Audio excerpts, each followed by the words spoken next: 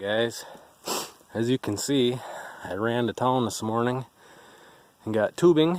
If you can see it running up around the hill, I picked up one roll, 500 foot.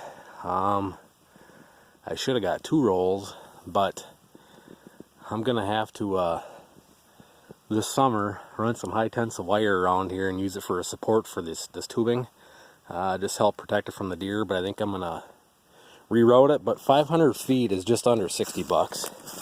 You can see we're collecting sap.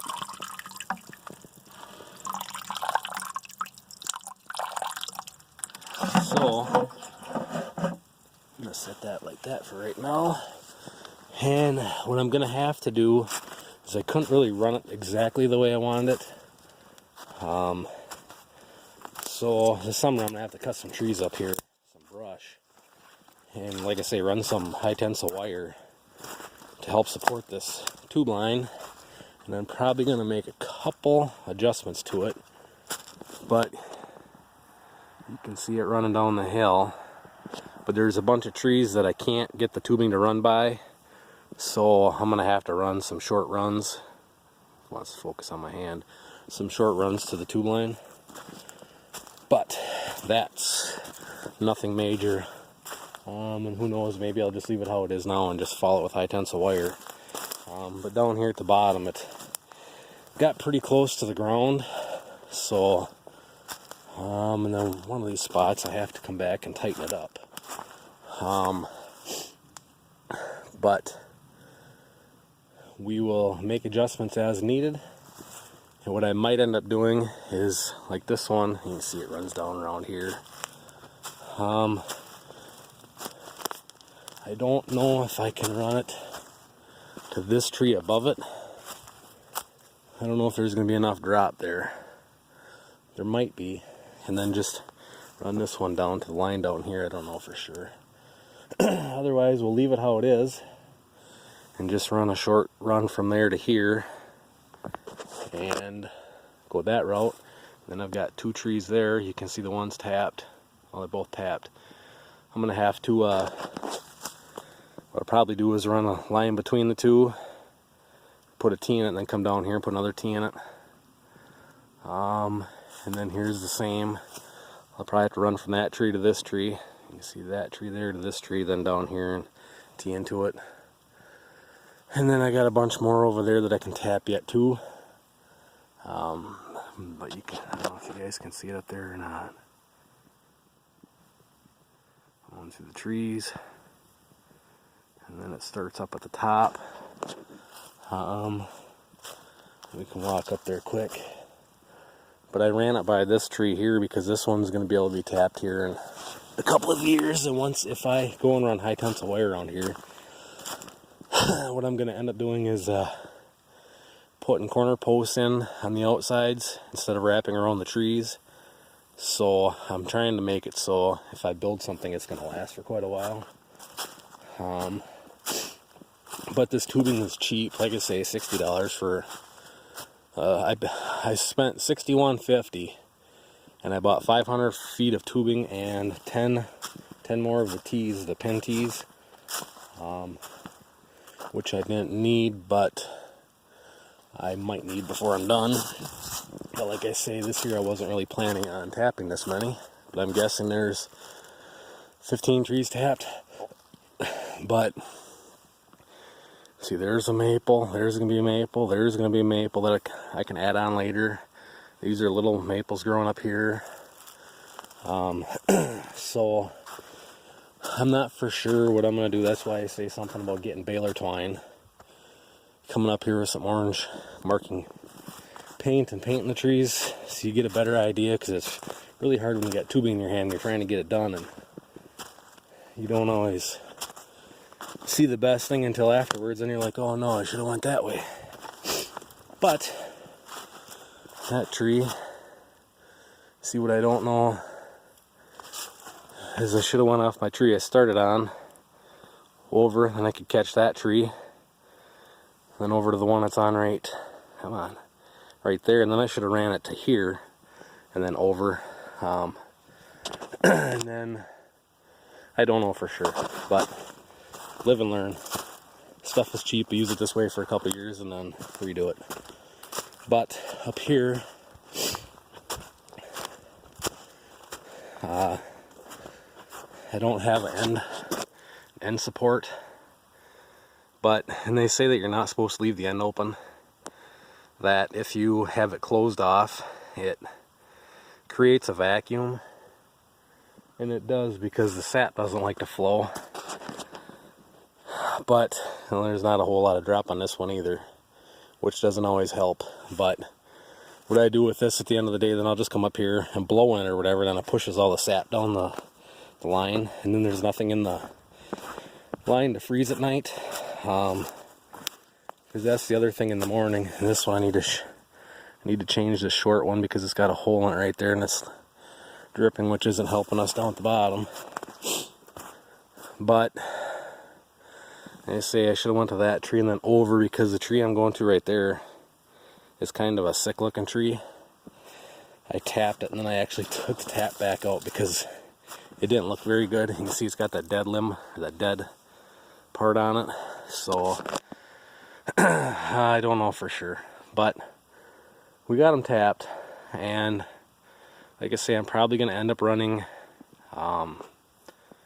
high tensile wire around here and putting some T-posts and some wood corner posts in that I can use to support it better. And that would make it easier for getting my drop and everything right too. And then I wouldn't have to go right on the tree. I could be a little bit away from the tree or whatever. But that's what I got going on. I know a bunch of you guys want to see all this, so you can see there, you need to cut a bunch of brush. Let me see, there's more trees up there. There's maple trees on top of the hill that I could tap too, but you guys saw how fast this ran out of there with just 12-15 taps. That can keep you busy enough, especially being I don't have a very big evaporator. And I didn't pick up this tubing yet because I'm probably going to have to blow some water through it and use it. Hopefully it doesn't all have holes in it everywhere from the tree rats. But like I said, there's a couple more that I have taps in that I'd like to get on the line, because I think there's 20 tap total on this hill right now. But there's 5 or 6, something like that, that aren't in the line or on the line yet. So, but like this stretch right here, it'd be nice to have high tensile wire between it. Maybe even a T-post in the middle here, just to help support everything. And then I can zip tie or whatever the tubing to the high tensile wire. That'll help protect it from the deer running through here. But and then the other thing is, I had to put screws in a bunch of these to help hold everything. So now it's leaking around the screws, which isn't really helping my production, but it is what it is. So you see it goes down there, zigzags across. I moved my phone too fast.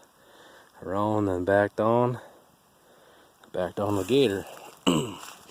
So run back down here quick. And then I need to make some modifications, tighten up a line or two. And I see I got one tap that's coming out. Tighten him back up, and then should be good to go. We'll see what we got tonight. You can see that sap flowing down the line. You can see it right there, coming out of there. And another big thing is vacuum. Now guys are putting a vacuum on them, which would be cool, but then you got to run power too, and then you're just sticking a lot more money into it. I think a guy could probably make money doing this, but you get a lot of money tied up in it to try and make money. So this is just for fun. Like I say, I started doing this for something for me and my kids to do when they weren't in school.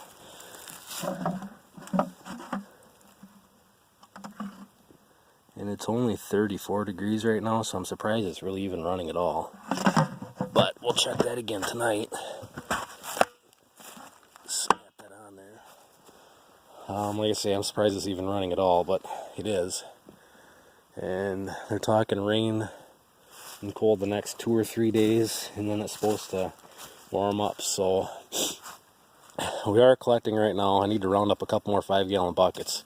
I was going to bring my leg tank, but I forgot I mixed fertilizer in that last year for watering my trees, and even if I clean it good, I still don't trust it using it. So I'll just clean up some more 5-gallon buckets, have the boss lady get me a couple more pails like that I won't drill a hole in for transporting them back and forth, and then we'll just do it that way.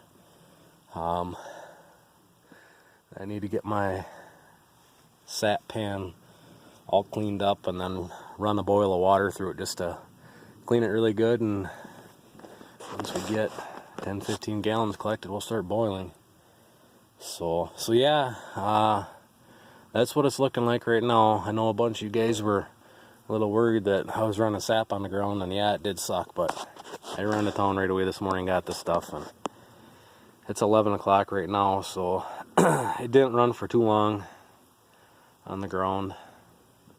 But now if the weather does what they're talking this week, below freezing at night and mid-40s, almost 50 during the day, this stuff will be really running. That'll look like almost like a garden hose shooting out of there. So especially if I get these other trees hooked on quick, which I'm gonna attempt to do right now. So anyways, there's the tube line. It isn't the prettiest thing in the world, but it works. It needs some more fine-tuning, but that's how it works for any of you guys that haven't seen one or whatever, have never experienced one. And like I say, before anybody says anything, I know that top shouldn't be open, but I leave it open. That way I can blow air through it at night, and then it pushes all the sap down the bottom. I don't have to worry about it freezing as much overnight in the line. Because if the line freezes, then you gotta wait for the line to thaw out before it'll even start flowing, running down here. So it's just as easy to wait till, just after dark, come out here and blow on, or just about dark, come out here, blow down through it, so there's not near as much sap in the line, and then go from there. But a vacuum pump would be cool. But this is a low budget production, just for the fun of it. So anyhow, guys, that's what a tube line looks like. 1 inch would be nice, but I don't have that many trees on it, so 15-20 tops. So I think on this they say you shouldn't have more than 15 on a run like this, but we're not trying to make a living doing it, so whatever. Anyways, thanks for watching, guys and gals. We'll catch you on the next one. See ya.